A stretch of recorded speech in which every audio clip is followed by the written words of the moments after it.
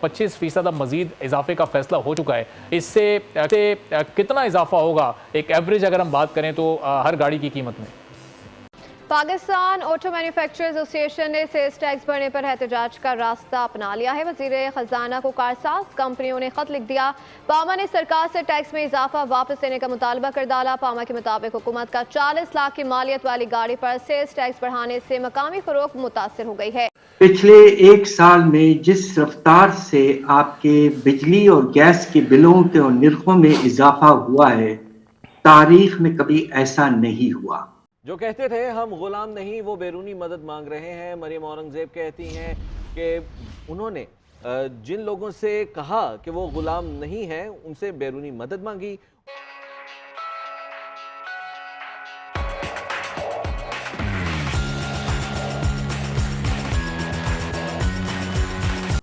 या आपने याद होगा आपको कि कुछ 1-2 महीने पहले गैस के निर्खों में 1100% इजाफा किया गया।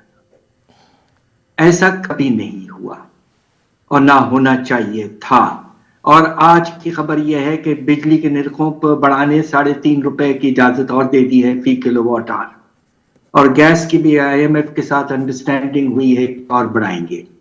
देखिए, बात यह है कि आपको एक मुनासिब पॉलिसी फ्रेमवर्क के तहत काम करना चाहिए।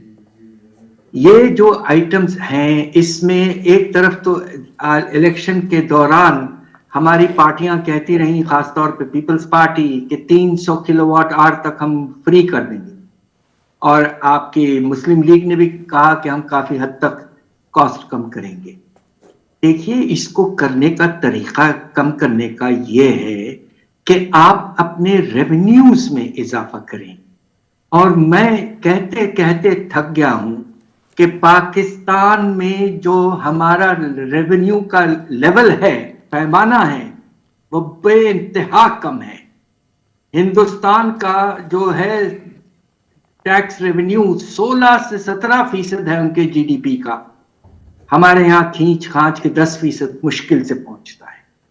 तो ये जो फर्क है 6-7% का, यानी कि तकरीबन 6 से 7 हजार अरब, ये वो है जो आपने हमारे मुल्क के शरफा एलीट को बेशुमार मराद, कंसेशंस, आपने रिबेट, रिलैक्सेशन, रिलीफ, हर तरह की चीजें दी हुई हैं टैक्स निजाम में।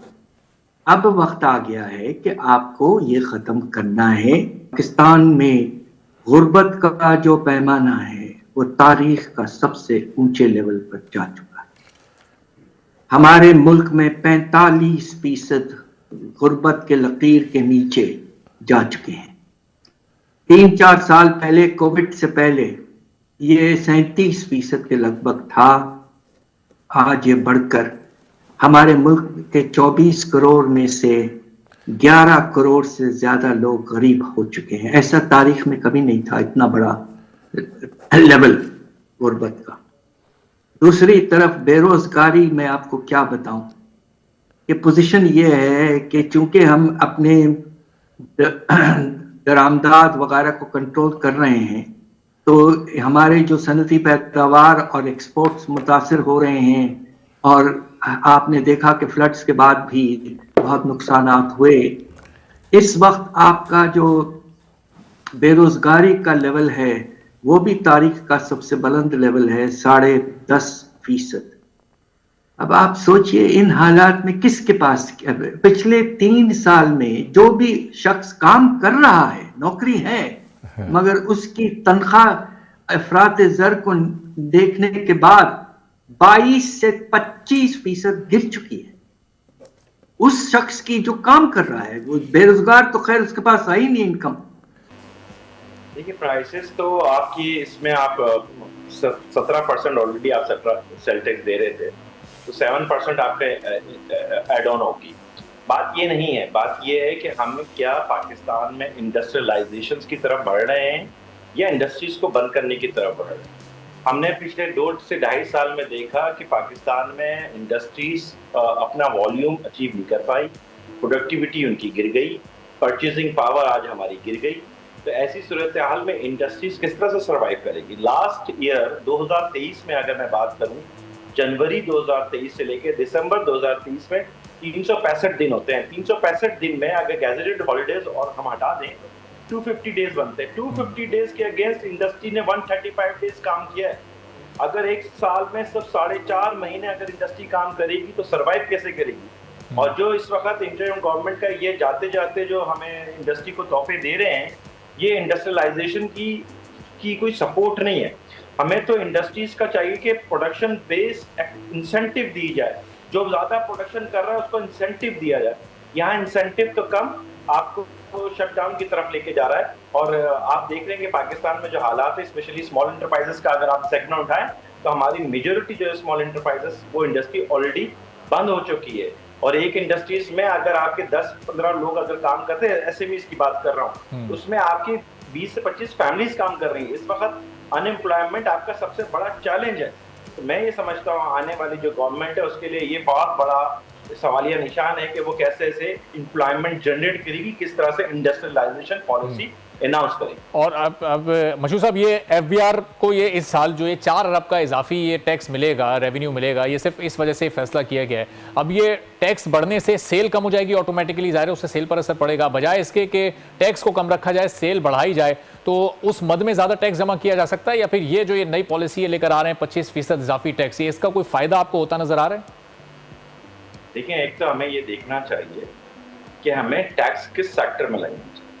और जो इस वक्त जो सेक्टर पाकिस्तान में टैक्स पे नहीं कर रहे, हम उनको इनवाइट करें और उनको ऑन बोर्ड करें, ना कि जो इंडस्ट्री ऑलरेडी टैक्स दे रही है उस पर उसका बर्डन डाला।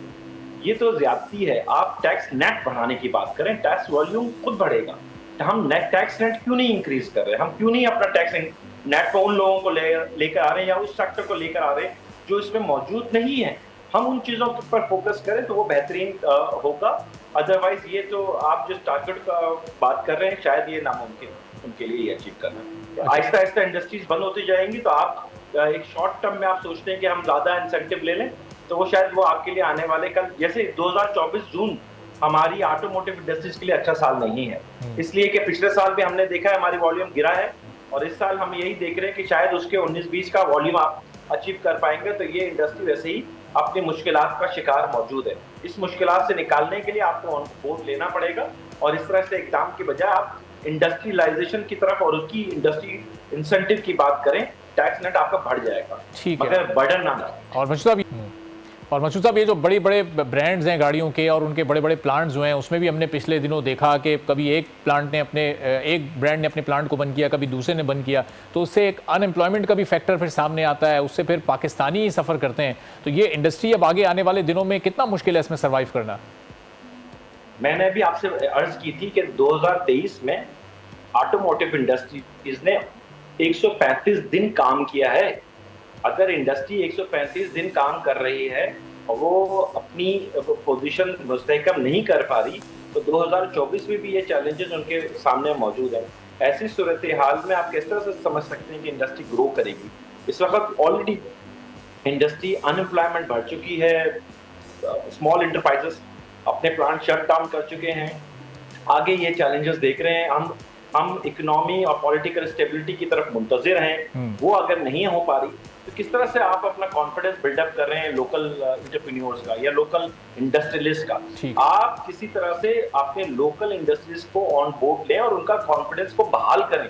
जब तक वो लोकल इन्वेस्टर्स अपना इन्वेस्ट नहीं कर पाएगा, बाहर से क्यों आप देख रहे हैं कि बाहर से लोग आ जाएंगे? इस वक्त बड़ा मुश्किल वक्त है, इसमें सबको एज अ नेशनल स्पिरिट के साथ नेशनल पॉलिसीज की बात करनी चाहिए।